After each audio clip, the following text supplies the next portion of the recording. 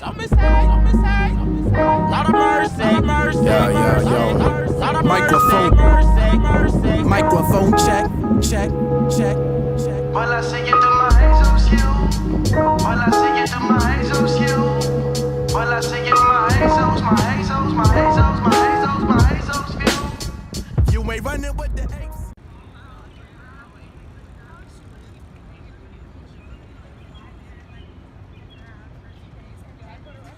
Are you kidding me? No, I'm not a racist. Because I don't view people of other cultures better than one or the other. Because it's just melanin, so like why would that skin color matter? No, Why? I don't see color. I look at everyone the same, no matter what color they are. I don't discriminate based on where you're from. Nope. Everyone is equal, especially with all races. No, because I don't discriminate against anybody for any color or where they're from or any religion. I'm not racist. I feel like in the past and even till now, I always felt like I was the one who was discriminated or injustice, and just with the way I am, I feel like everyone deserves a chance. You know, we shouldn't judge people by color or by their past or where they've been from. Well, to be considered a racist, you have to have two things. You have to have prejudice and you have to have power. Being a person of color in America, that power aspect of it is missing. So no, I couldn't be considered a racist.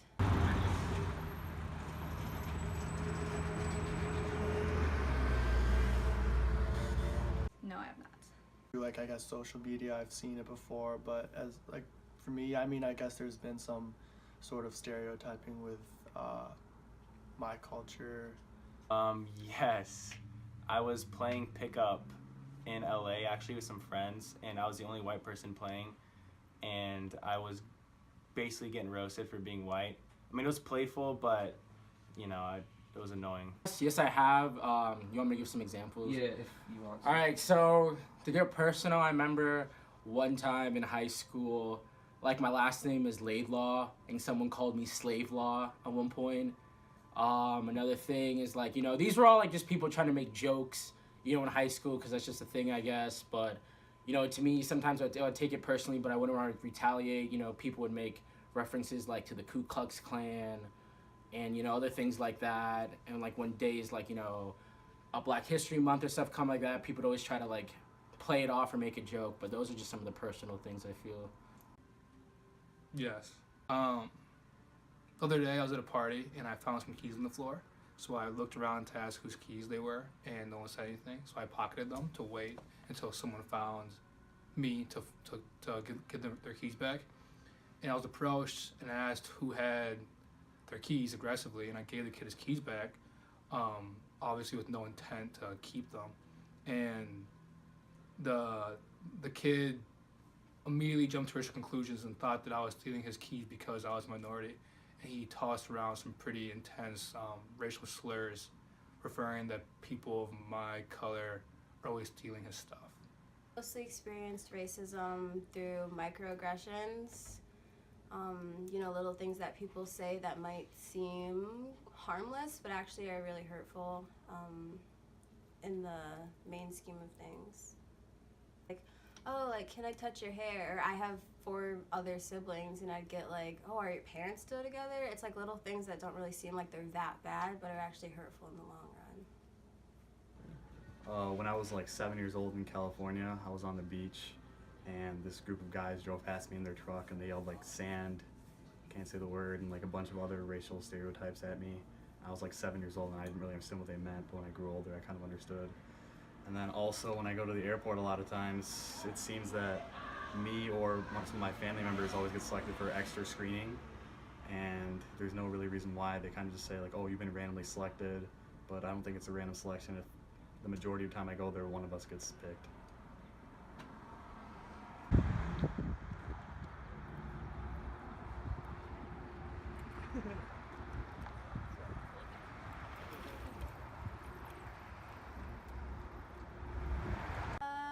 Well, I didn't know the exact number, but I knew there'd be something like that because essentially the prison system is just a new form of slavery. They put people of color, a lot of the times African American men specifically in there, and it's just another way to keep, you know, black men in America from thriving, just like slavery did. Kind of, but kind of not. I feel like there's kind of some racial profiling. I mean, compared to 1850s, that's prior to Civil War, you know, like every African American was enslaved, so take that population compared to now, it's pretty absurd to think that. Why are you not surprised? Cause just, you know, in recent times, I feel like, you know, I'm not saying all cops are bad, but I feel like there's definitely been many instances where we've seen racially profiling. You know, some cops have to meet their quota, their standards, so they could look to, you look to the black man, for example, to do that sort of thing, and yeah, so. I did not know that. Does that surprise you? Yes and no. No, I don't think it really does. I mean, I think there's a big systemic issue with the demographics of race in America, especially regarding I think it all stems from education in impoverished areas, and how that leads to a lack of desire to pursue higher education in an easy way out sort of type deal for those in more impoverished areas who are more coincidentally black and minority, to turn to unorthodox ways of getting money and surviving that are not orthodox and through schooling. I think that leads to more dangerous and more illegal activities, which in turn leads to a higher incarceration. Okay. I would say I'm surprised about that, because when you read about it in like textbooks, you hear about, they kind of describe it as like thousands and thousands of people were like enslaved, but it's not like you're hearing about every single individual that's thrown into jail, you know?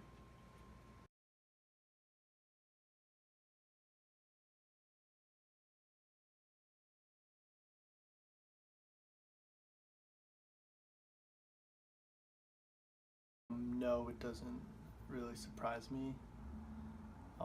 I guess that's kind of been the trend.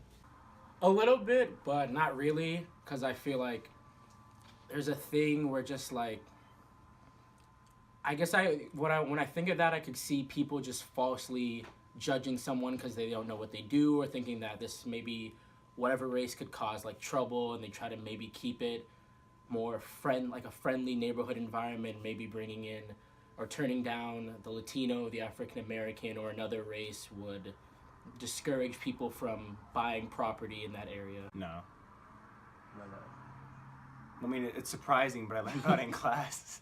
Sounds a lot like redlining to me. Another way to keep, you know, people of color from thriving in American society.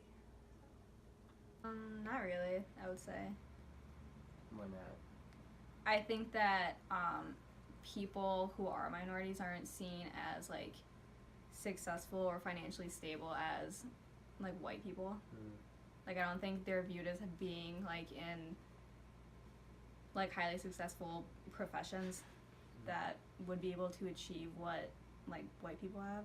Does that make sense? Yeah, but like also it doesn't, again, because I feel like there's this thing where people feel like, not people, but there's a certain stereotype that some follow, that minorities can't afford the same things that non-minorities can, and they profile against them and try to feel what they're most comfortable with by giving it to the non-minorities, because they feel like they're more financially stable.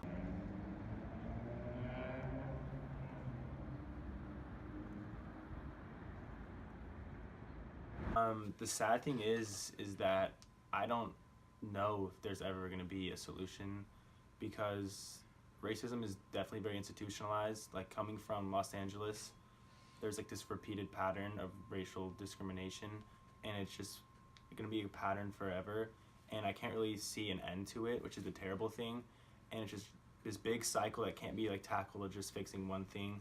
It's going to take everybody to come together just to be able to address it. So I don't think that I could come up with one solution, because nobody can. Because if it was that easy, there wouldn't be a problem today. So My only answer, I feel, there's like, I guess I could go with two answers. The first one would be, you know, obviously not to judge someone where we come, but that's still hard to this day. My second answer would be, like a black man like me, I feel like you have to, with the way people disrespect, you know, Latinos, black people, or anything, you have to show them that you're like an educated man and that you can carry yourself properly. And then, you know, with time, people will start to look at the African American or another race as someone who's just as equal to them. Certain people have been born into a certain way, and people try to talk to them to help them understand that there's no reason to racially profile or anything, but just because they were born that way, it's embedded in their like history of their family that it's just kind of there. The thought process, you know, there's not really one way to, it's not like black and white necessarily making people like not a racist. You know, I think it starts when you're young. I think it starts when you're raised, and I guess the only way would to be raising the next generations to think that anybody of any color is equal and deserves the same thing. So I guess that's the only way to honestly go through education in that way. In America. Yeah, I think it's all systemic-based education. I think that's the biggest factor. I think that proper education leads to less of a need, less of a desire to pursue a good life through unorthodox means. I think that it's almost, in those impoverished areas, it's almost not a cool thing. My dad was a Cuban immigrant, and he grew up in Miami, and he would tell me that he used to get beat up and fought by kids in his class because he did well in school. And that would cause other minorities to have no desire to do well in school and instead turn to things like dealing drugs, like doing whatever sort of means they can do to put food on their table instead of pursuing education. And luckily my dad made it out, but I think that it's rare. I think that the issue all stems from education. I would just say that a lot of that comes at home. I think like racism a lot of the times will get passed down generation to generation, so it's just about making sure that future generations understand that no race is better than any other. And I think another thing would be that people who are not people of color should speak up more, because I think that, you know, other white people are willing to listen to other white people. So I think that's a really important aspect of fixing racist America. Get your